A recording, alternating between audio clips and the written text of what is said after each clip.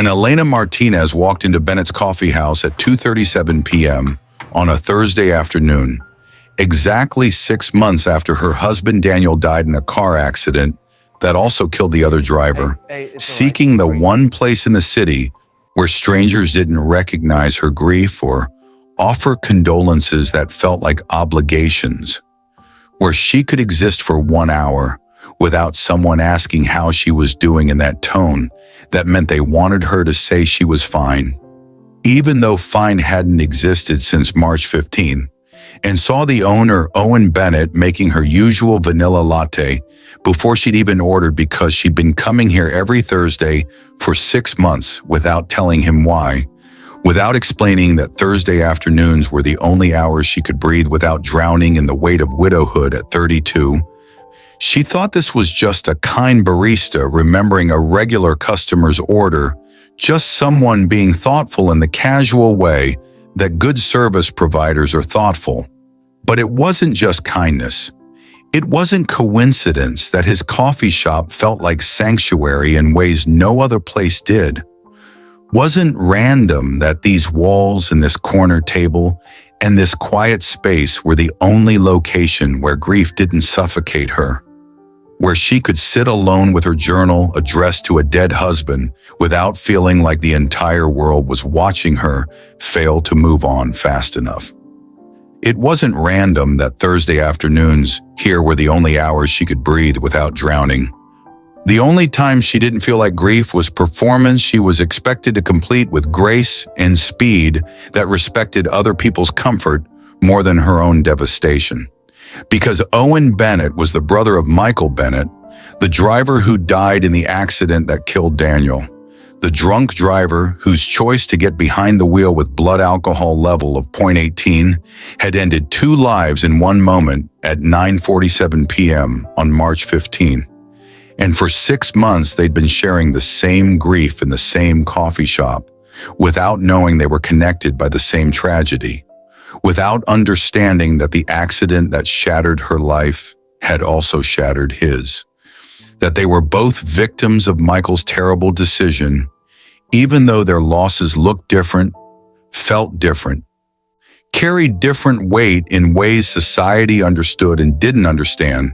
And when Elena finally broke down crying at her usual corner table on the 6-month anniversary of losing everything, what Owen said next would reveal that sometimes the person helping you heal is healing from the same wound you are. That sanctuary isn't always built on ignorance, but sometimes on shared pain that hasn't been named yet. If you believe in the power of unexpected connections, in the way grief can bring people together, even when they don't know they're connected, in healing that happens when you discover you're not alone in your pain, please like this video right now. Share it with someone who needs hope that healing is possible, and comment below where you're watching from. Every like and share helps stories about healing and connection reach people who desperately need them, who are sitting alone in their grief thinking no one understands, who need to know that sometimes the person helping you is carrying the same weight you are. Elena Martinez was 32 years old and a widow, a word that felt wrong for someone her age, a word that belonged to elderly women who'd had long marriages and expected losses, not to 32-year-olds whose husbands were supposed to grow old with them. Daniel had died 6 months ago in a car accident that the police report said was instantaneous, said he didn't suffer, as if that made it better, as if knowing he didn't feel pain erased the pain she felt every moment since.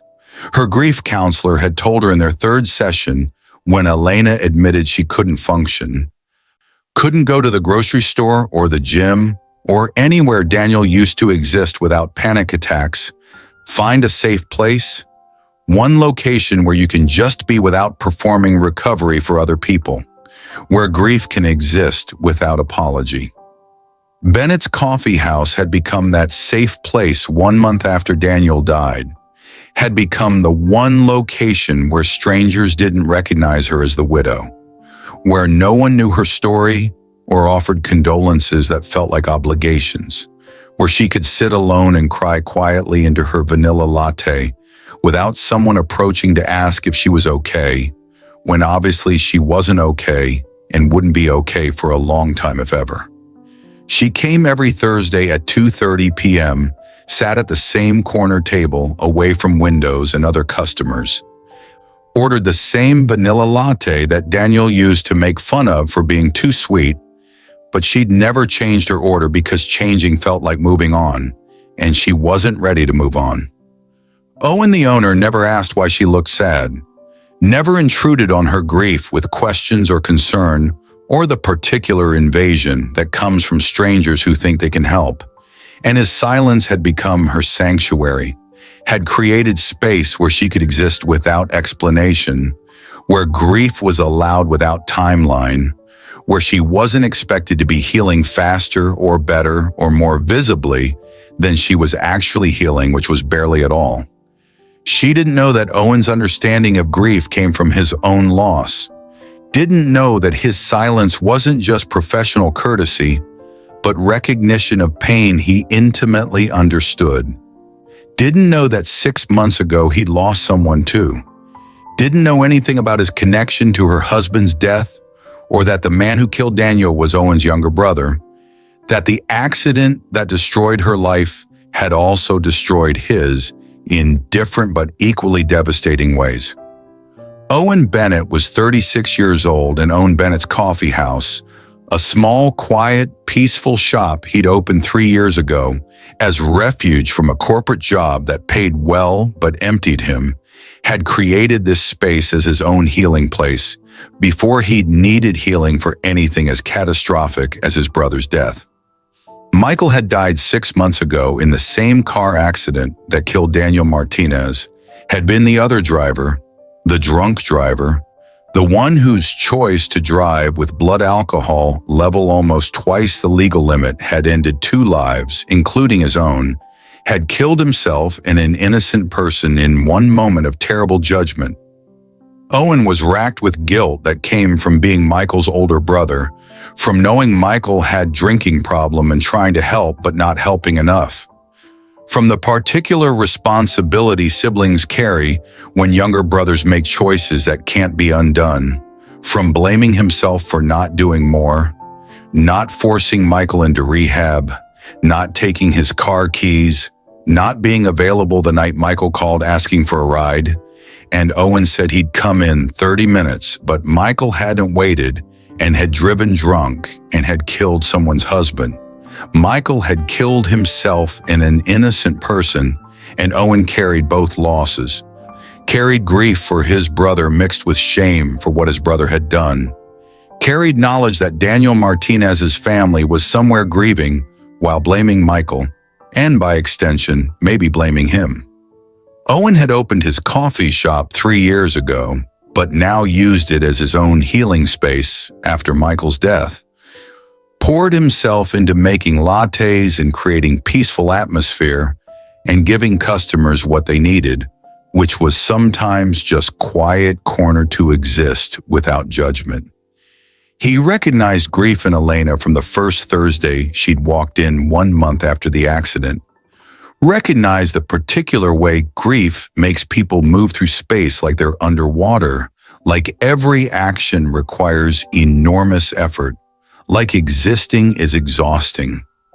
He gave her space because he knew what grief looked like from the inside, knew that sometimes what grieving people need most is to be left alone while simultaneously being seen, to exist in public without performing recovery, to be allowed to be sad without having to explain or justify or apologize for taking too long. He didn't know she was Elena Martinez, didn't know her last name or her story, or that she was the widow of the man Michael had killed, didn't know that his coffee shop was sanctuary for the woman whose life his brother had destroyed, didn't know they were connected by the same tragedy, that March 15th at 9:47 p.m. had changed both their lives forever, that they'd been sharing grief in the same space for 6 months without knowing the grief was shared, that the accident that took Michael had also taken Daniel, that they were both victims of Michael's choice, even though their victimhood looked different. On March 15th, 6 months ago at 9:47 p.m., Michael Bennett had been drunk, driving on a road he'd driven 1,000 times, had made the choice that drunk people make when they think they're fine to drive, when they think they can make it home, when they convince themselves that other people get in accidents but they won't because they're careful drunk drivers, as if such a thing existed. He'd hit Daniel Martinez's car head-on. Both men died instantly, according to police reports. Accident was Michael's fault with blood alcohol content of 0.18, which was more than twice the legal limit, which meant Michael was very drunk, which meant this wasn't borderline judgment call, but clear, terrible decision. Daniel had been Elena's husband. They'd been married 8 years, had been trying for a baby, had been planning the rest of their lives together when Michael's choice to drive drunk had ended all those plans in one moment. Michael had been Owen's younger brother, 28 years old, had struggled with drinking for years, but Owen had thought they were managing it, had thought Michael was getting better, had been wrong. Elena lost her husband, and Owen lost his brother and carried guilt and shame that came from being related to the person who'd caused such devastation, from loving someone who'd done something unforgivable, from grieving someone while simultaneously being angry at them. Bennett's coffee house was small and quiet and peaceful, exactly what Owen had wanted when he'd opened it 3 years ago, and exactly what it had become as his refuge after Michael's death. Space where he could work and exist and slowly process grief mixed with guilt, mixed with shame.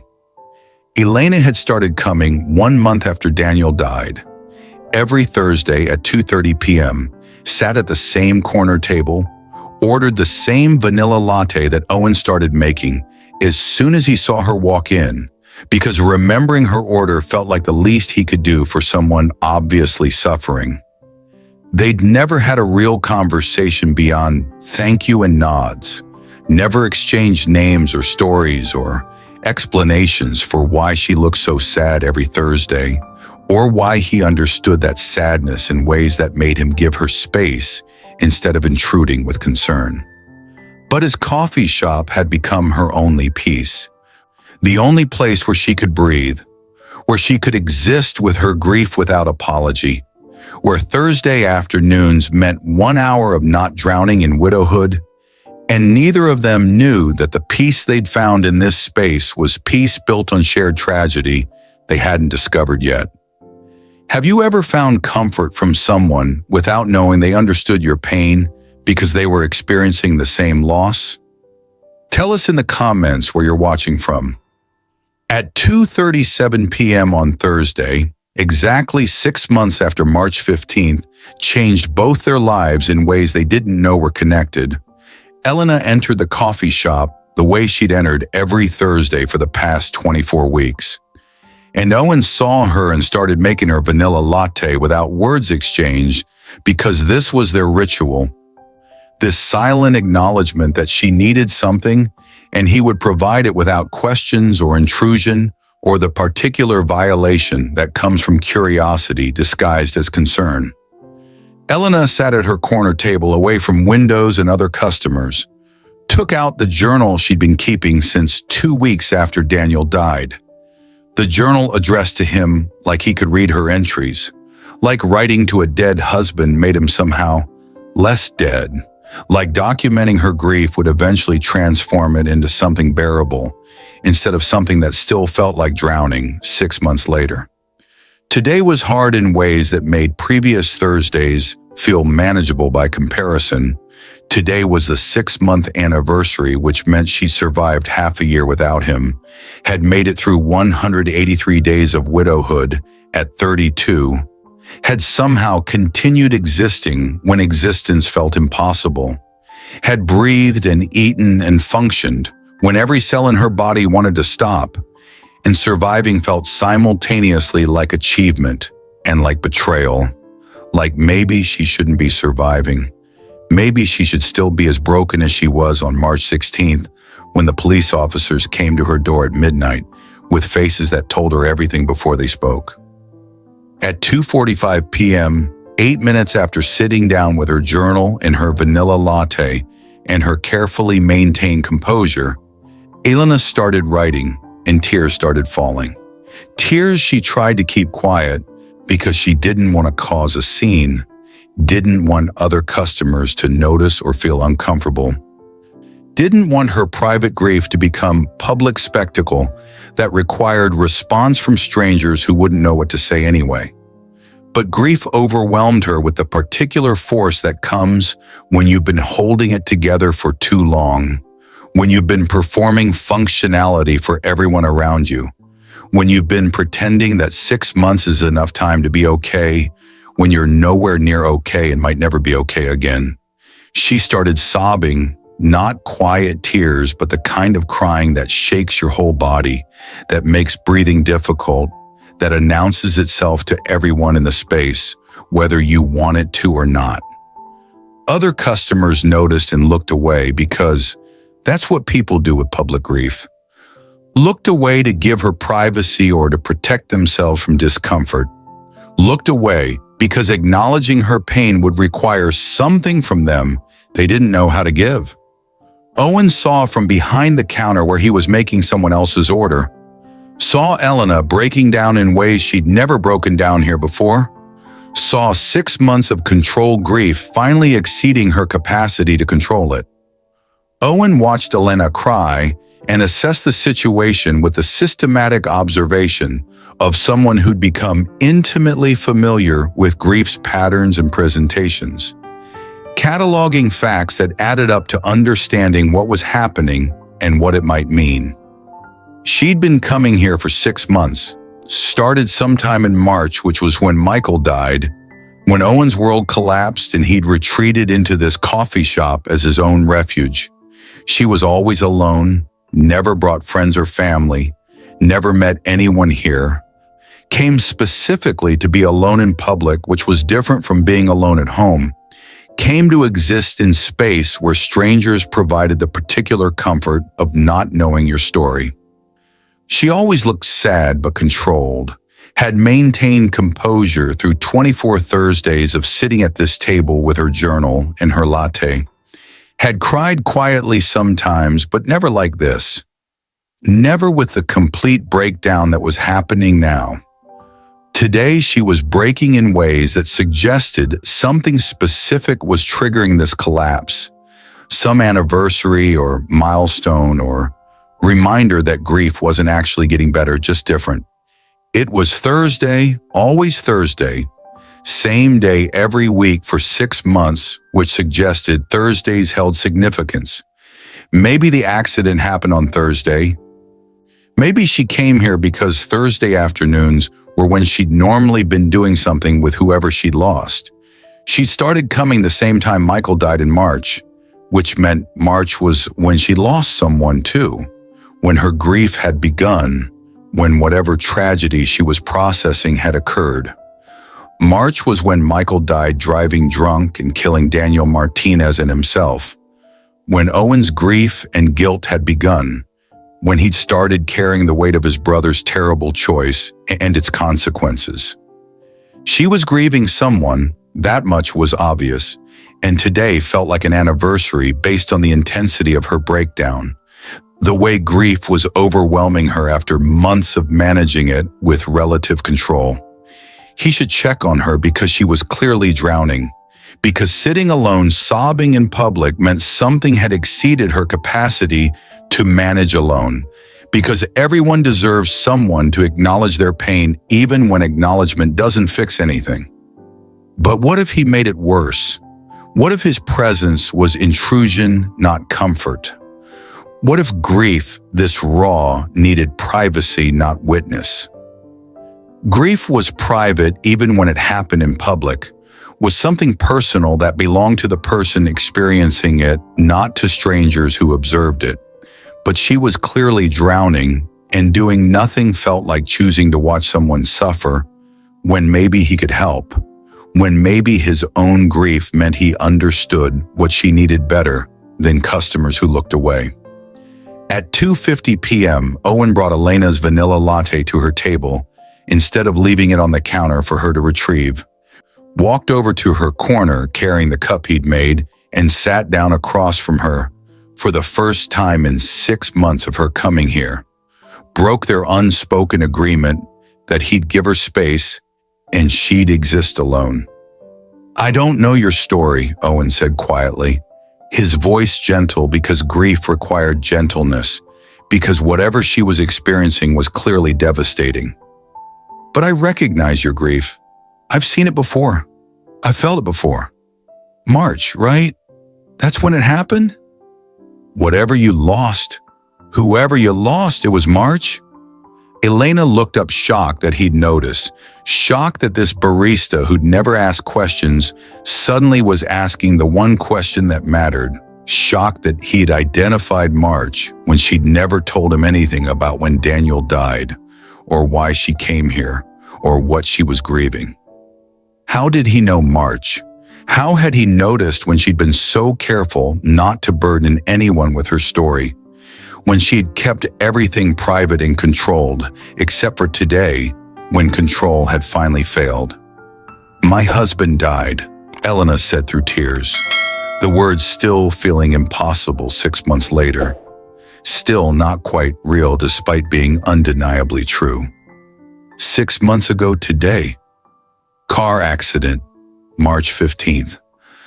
"I come here because this is the only place where people don't know my story, where no one looks at me with pity, where I can just exist without having to explain or perform recovery or pretend I'm healing when I'm not. Your coffee shop saved my life by giving me 1 hour a week where I could breathe." March 15th, car accident, her husband. Owen's face went pale as the dates and details aligned with devastating precision, as what she was describing matched exactly what had happened to Michael, as the timeline of her grief perfectly overlapped with the timeline of his grief in ways that couldn't be coincidence. "What?" Owen started, his voice unsteady. "What was your husband's name?" "Daniel," Elena said, confused why that mattered. Why the barista who'd been kind through 6 months of silence suddenly needed to know her dead husband's name. "Daniel Martinez." At 2:55 p.m., 5 minutes after Owen had sat down to offer comfort to a grieving customer, he needed to tell her something that would transform this conversation from compassionate stranger helping grieving widow into something infinitely more complicated and painful. "I need to tell you something," Owen said, and his voice carried the weight of confession, carried knowledge that what he was about to say would change everything between them. "My brother Michael died March 15th, same day, same accident." Elena froze because surely she'd misheard. Surely he hadn't just said his brother died in the same accident that killed Daniel.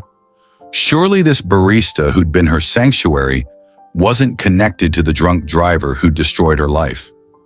"He was the other driver," Owen continued, each word feeling like betrayal, even though he'd had no way of knowing, even though 6 months of silence had been ignorance, not malice. "He was drunk. 0.18 blood alcohol. He hit your husband's car head on. Michael killed Daniel. And I've been serving you coffee for 6 months, creating sanctuary for you, giving you space to grieve, not knowing you were the widow of the man my brother killed. Not knowing that the peace you found here was peace in a space owned by someone connected to your tragedy." Elena couldn't breathe as the revelation restructured everything she'd believed about this place, about this man, about the sanctuary she'd found here. "Your brother killed my husband," she said, the words feeling surreal, feeling like reality was dissolving around her. "And you've been, this place has been." She couldn't complete the sentence because there were no words adequate for discovering that the one safe space she'd had was owned by the brother of the man who destroyed her life.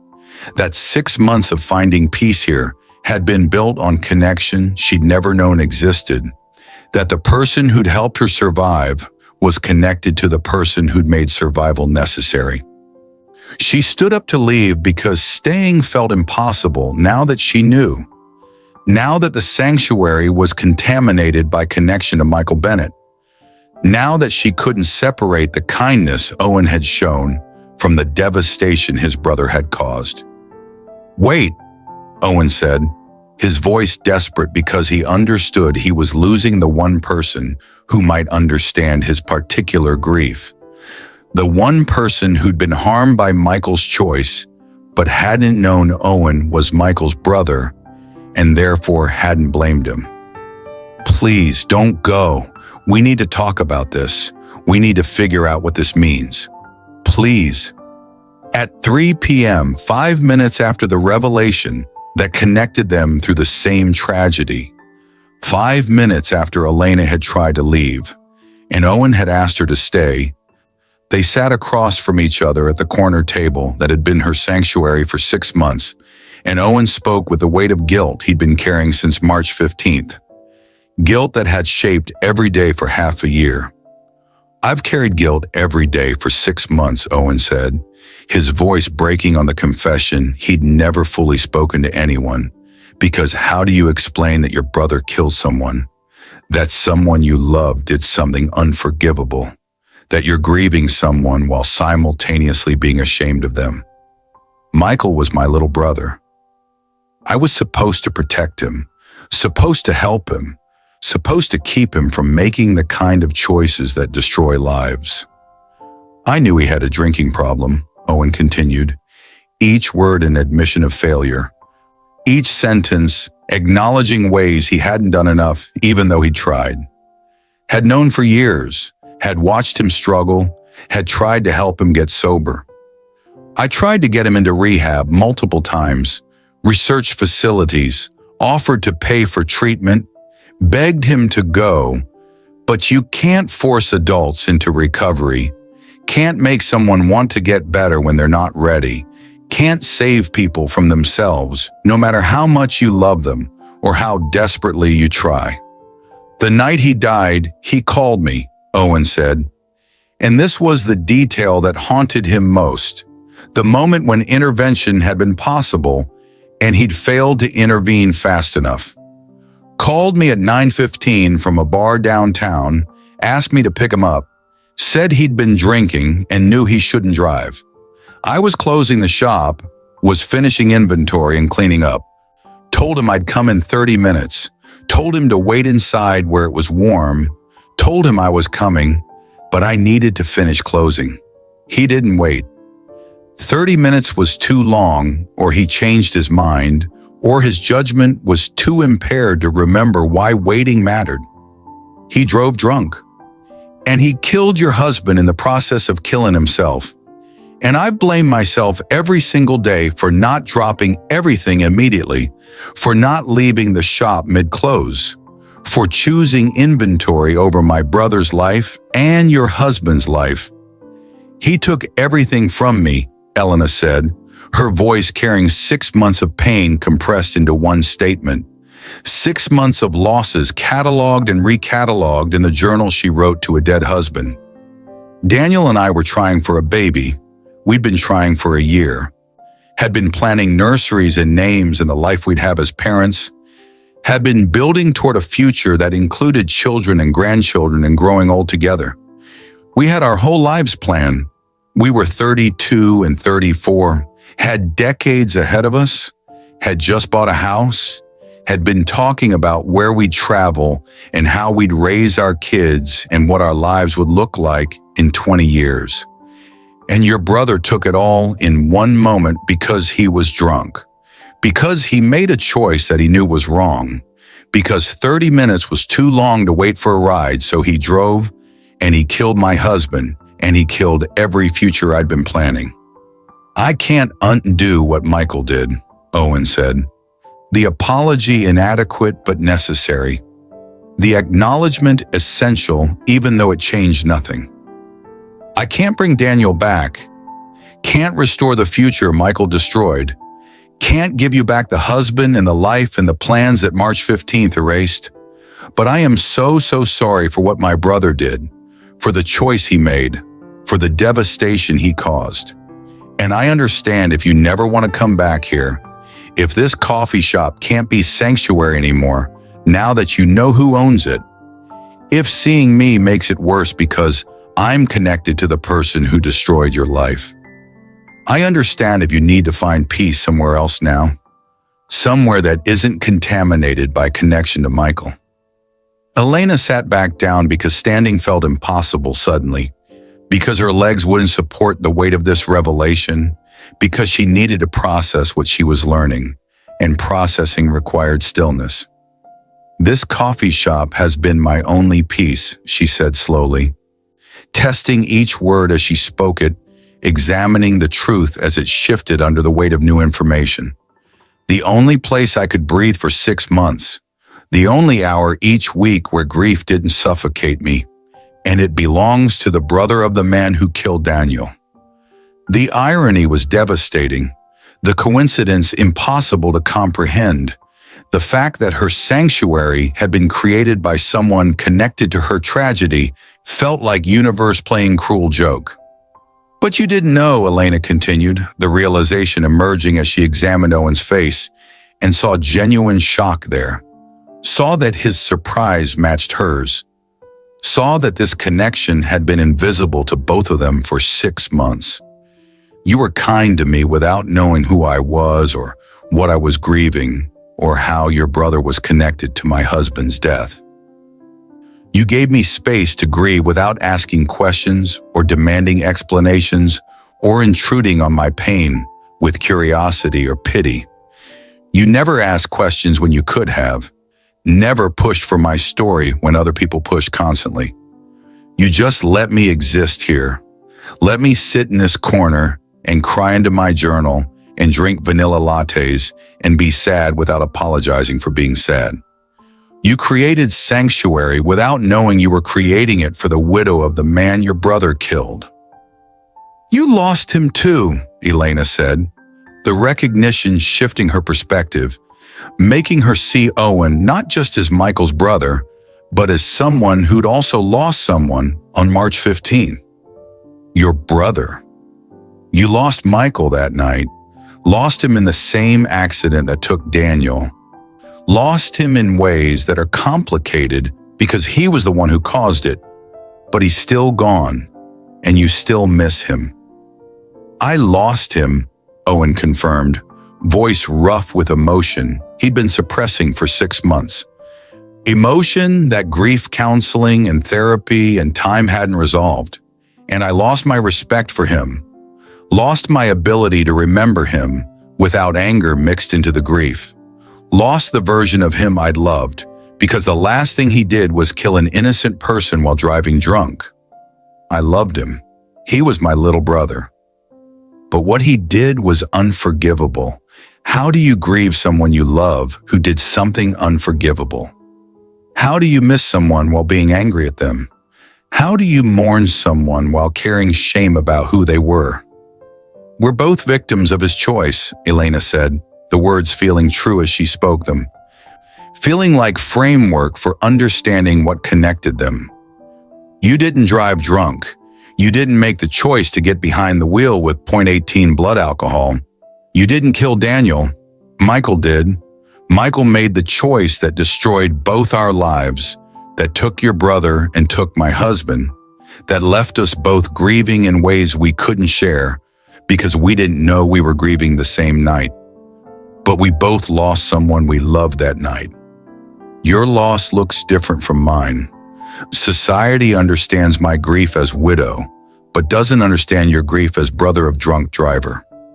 People comfort me and blame you, but we're both carrying losses from the same moment, both trying to survive March 15th, both victims of Michael's terrible choice, even though our victimhood looks different.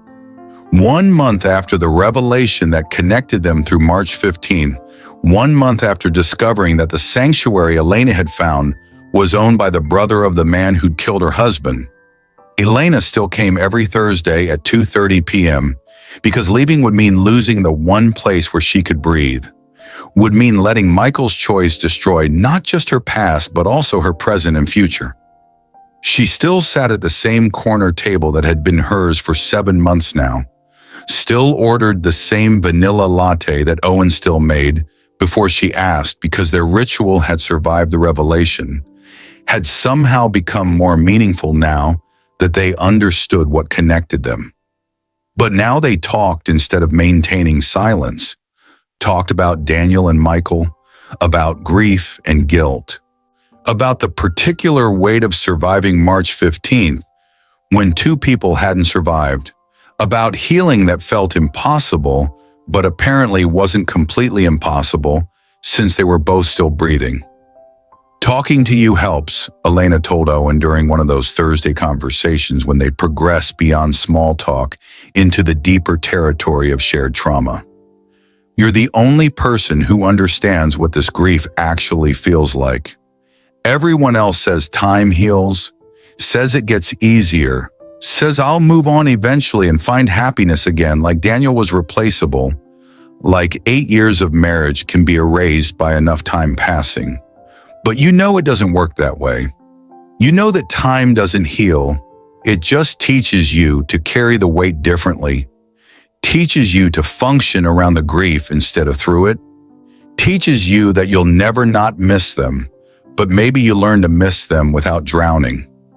You're the only person who doesn't hate me, Owen replied, the confession revealing isolation he'd been experiencing for 7 months, revealing that while people comforted Elena, they blamed him. While society saw her as innocent victim, they saw him as connected to perpetrator, for being Michael's brother, for being related to the person who killed your husband and destroyed your life. Everyone else blames me like I was the one driving drunk, like his choice was somehow my responsibility, like being his brother makes me guilty by association. But you see me as separate from him. You understand that I didn't make his choice, even though I carry consequences of his choice. You're grieving Daniel, but you don't hate me for being Michael's brother, and that means everything. 3 months after the revelation, 4 months of Thursday conversations about grief and guilt and healing, Elena proposed something that surprised both of them with its audacity and its rightness. I want to do something, she said, the idea having formed gradually over weeks of talking, over processing that their losses were connected, that honoring one meant honoring both, for Daniel, for Michael, a memorial. Owen looked confused because memorials for drunk drivers who killed innocent people weren't typical, weren't something society embraced or encouraged. What do you mean, he asked carefully, uncertain where this was going. In your coffee shop, Elena explained, the proposal becoming clearer as she articulated it. A corner with photos, Daniel and Michael, to remember them, not as drunk driver and victim, not as perpetrator and innocent, not as the labels that society assigned them that reduced them to their worst moment and their worst day, but as 2 lives lost, 2 people who were loved, 2 humans who died on March the 15th and left people behind who missed them. Daniel deserves to be remembered as more than the man who got killed by a drunk driver. Michael deserves to be remembered as more than the drunk driver who killed someone. They were both people. They both mattered. They both left grief behind. Owen created the memorial corner in the space near the window where light came in during afternoon hours, hung a photo of Daniel that Elena provided, showing him laughing at something off camera, full of life in ways the accident had stolen, hung a photo of Michael that was Owen's favorite from 3 years before the drinking got bad, from when Michael was 25 and happy and hadn't yet made the choice that would end 2 lives. The plaque read, "In memory of lives lost, March 15th, Daniel Martinez and Michael Bennett." Simple words that acknowledged loss without assigning blame, that honored memory without pretending the circumstances weren't complicated, that said both men deserved remembering even though remembering them together was unconventional. Customers asked about the memorial corner, noticed the photos and the plaque, and wanted to know the story, and Owen and Elena explained together about the accident that connected them, about drunk driving and consequences and grief and guilt, about forgiveness and healing, and the particular connection that forms when two people survive the same tragedy from different perspectives. They talked about how healing required acknowledging all the losses, how Daniel's death mattered and Michael's death mattered, even though Michael caused both deaths, how blame and grief could coexist, how you could condemn someone's choice while still mourning their loss. 6 months after the revelation, 1 year after March 15th changed both their lives forever. Elena and Owen had become close friends in ways that transcended their initial connection through tragedy, had built relationship on foundation of shared understanding that went beyond just knowing facts about each other's losses. Elena helped at the coffee shop sometimes, worked behind the counter on Saturdays when Owen needed extra hands, found that making lattes for strangers was meditative in ways her corporate job wasn't. Owen went to Elena's grief support group, sat in church basement on Tuesday evenings listening to other people process losses while processing his own complicated grief over brother who died while doing something unforgivable. They healed together in ways that weren't romantic because romance would have complicated what they had, would have made their connection about attraction instead of about the deeper bond that formed when two people understood each other's pain intimately. This wasn't romance, but was deep connection through shared trauma, was friendship built on foundation of understanding that came from surviving the same night, was two people who'd been broken by March 15th, helping each other learn to live with being broken, helping each other understand that healing didn't mean forgetting or moving on, but meant learning to carry loss without being destroyed by it. "I forgive him," Elena told Owen one Thursday afternoon at their usual table, the statement representing months of processing and therapy and the particular journey that forgiveness requires when the person you're forgiving destroyed your life and isn't alive to receive your forgiveness. Your brother. "I forgive Michael for driving drunk, for killing Daniel, for destroying every future I'd been planning, for taking everything from me in one moment of terrible judgment. It doesn't undo what he did. Daniel is still gone. I'm still the widow at 33. I still lost the husband and the life in the future that March 15th destroyed. But carrying hate was killing me, was letting Michael's choice destroy not just my past, but also my present and future, was letting his worst moment define all my moments. Forgiving him lets me breathe. Lets me exist without that particular weight. Lets me remember Daniel without being consumed by anger at Michael." "Thank you," Owen said, tears streaming down his face because Elena's forgiveness felt like absolution he didn't deserve but desperately needed. "Thank you for seeing me as more than Michael's brother, for understanding that I didn't make his choice, for not holding me responsible for his actions, even though being his brother means carrying consequences of his actions forever.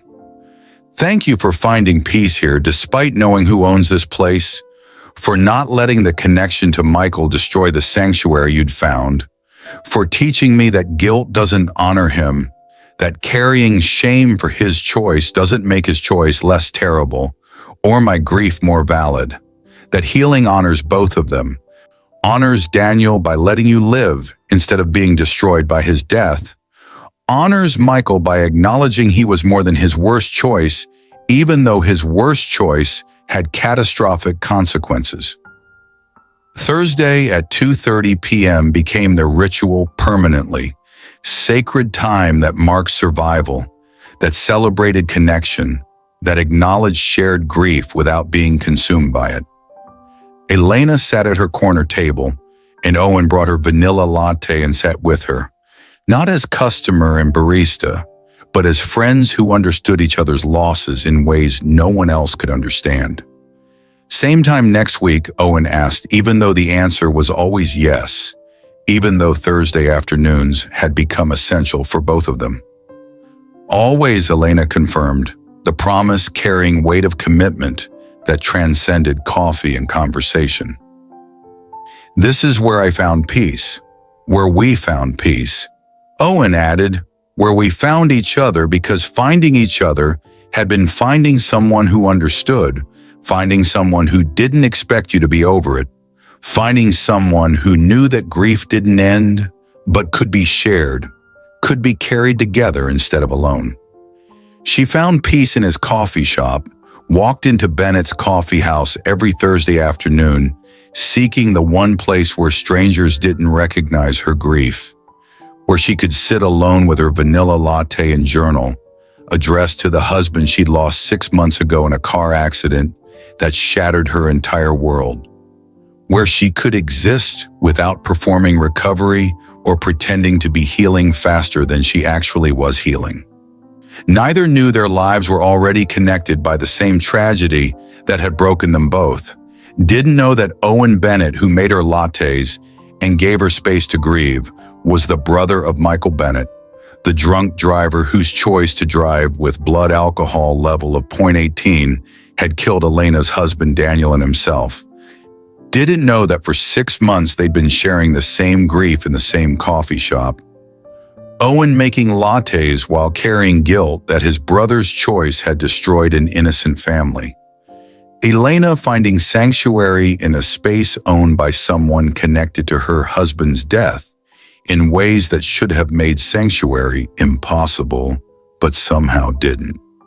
And when Elena finally broke down crying at her corner table on the 6-month anniversary of losing everything, and Owen sat down and learned the truth about who she was, when they discovered that the accident that had taken Daniel had also taken Michael, that March 15th at 9:47 p.m. had destroyed both their lives simultaneously, that they were both victims of one man's terrible decision to drive drunk even though their victimhood looked different and society treated them differently, they didn't walk away from each other but toward each other, chose connection over separation, chose understanding over blame, chose to build friendship on foundation of forgiveness and shared healing that most people wouldn't understand, but made perfect sense to two people surviving the same tragedy. They created Memorial Corner in the coffee shop, honoring both men lost, displayed photos of Daniel and Michael side by side, with plaque acknowledging lives lost without assigning blame, teaching customers about drunk driving and consequences and the ripple effects of choices that destroy multiple families, proving that healing required acknowledging all the losses, not just the socially acceptable ones, that Michael deserved remembering even though his choice was unforgivable, that Daniel deserved honoring and Michael deserved mourning, and those two truths could coexist. They proved that sometimes the person helping you heal is healing from the same wound. That sanctuary can be found in unexpected places owned by unexpected people. That forgiveness doesn't undo tragedy, but releases you from being destroyed by it. Releases you from carrying hate that weighs more than grief. Releases you from letting someone's worst moment define all your moments. And that peace isn't found by avoiding pain, but by sharing it with someone who understands, someone who knows that time doesn't heal but teaches you to carry differently, someone who knows that grief doesn't end but can be survived, someone who was broken by the same night that broke you and is learning to live with being broken in ways that maybe eventually feel like living instead of just surviving.